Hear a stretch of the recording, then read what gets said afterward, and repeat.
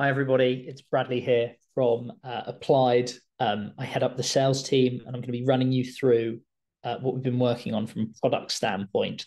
We're going to be looking at two things in today's What's New webinar. The first thing is how you can flag AI-generated answers that candidates have plagiarized in their applications.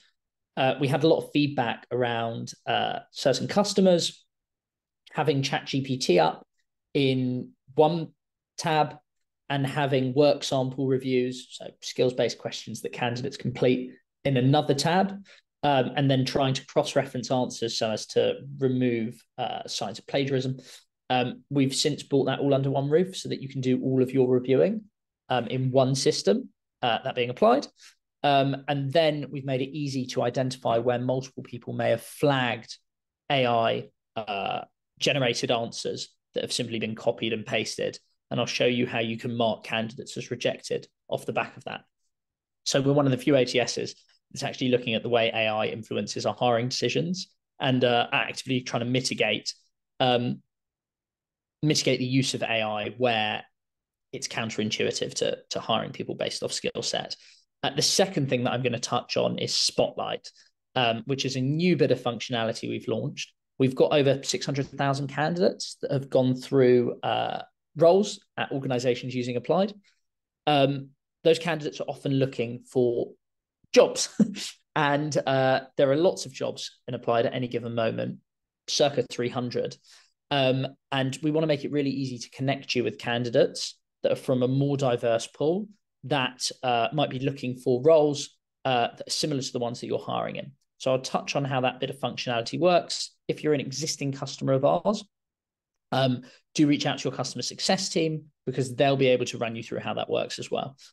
So without further ado, let's go through the work sample flagging. So I want you to imagine that you are Andre, you're a hiring manager, you've been invited to review candidates for this digital marketing position. The first time you go through Applied, you'll be taken through a basic overview. So you're going to be reviewing anonymous answers so as to mitigate bias. Those answers are going to be chunked and randomized. They ensure that everyone gets a fair chance. And then we go through to the page before we start. So we've got 10 answers to review across 2 questions. It's going to take approximately 7 minutes, and I can review any FAQs before I get ready to start my application process.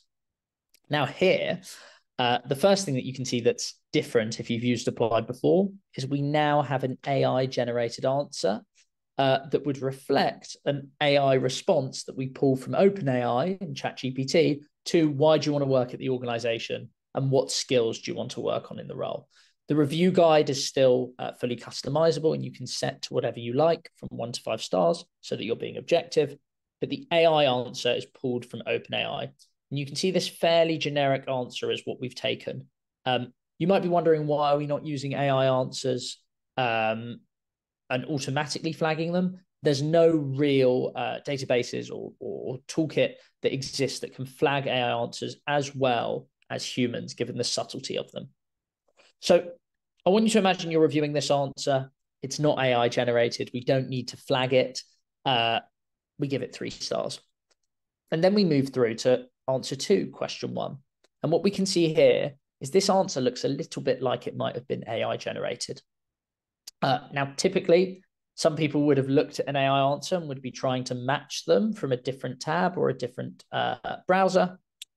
What we've introduced is the ability to easily click onto the AI answer for the question and compare directly from Applied. And what we can then do if we think it's an AI response is flag it.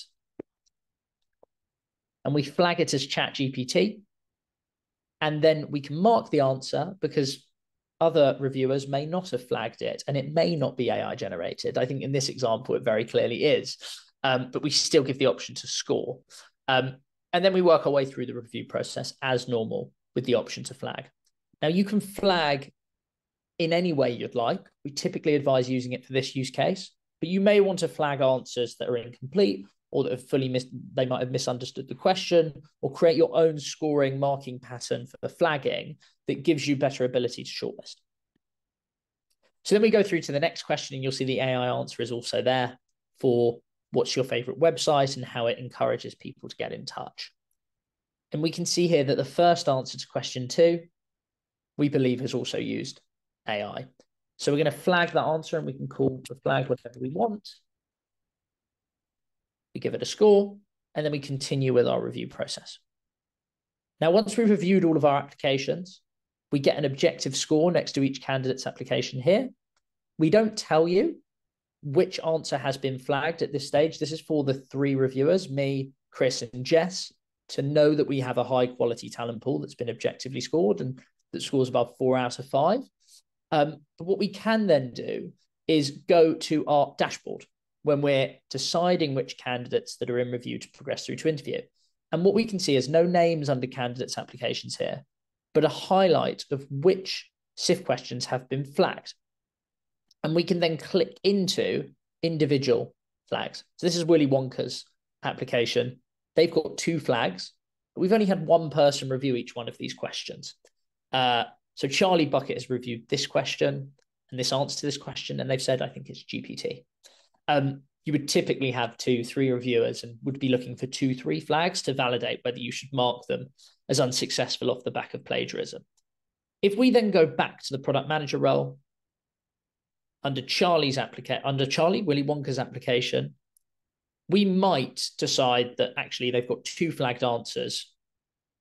They look very generic. We're going to select them and send them feedback from a template that we believe that answers were plagiarized and that was in breach of actually saying they weren't.